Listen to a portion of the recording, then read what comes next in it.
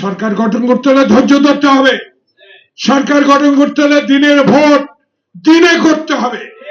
সরকার গঠন করতে হলে জনগণের ভোটের দিকে চেয়ে থাকতে হবে।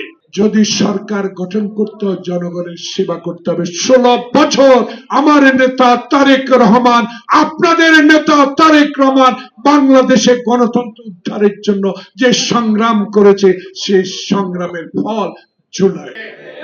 আজকে আবার নতুন করে আমাদেরকে মাঠে দয়া করে নামে। আমরা মাঠে আর নামতে চাই না। আমরা এখন নির্বাচনে গ্রামে গঞ্জে যেতে চাই, মানুষের সেবা দিতে চাই।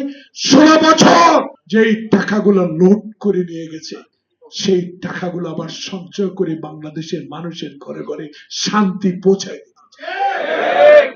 দয়া করে আমাদেরকে রাজপথে নামাবেন না। দয়া করে ওলামা দলকে আর কষ্ট দিয়েন না। আজকে আমাদের ধর্ম সেক্রেটারি, সহ সেক্রেটারি, নেতা যারা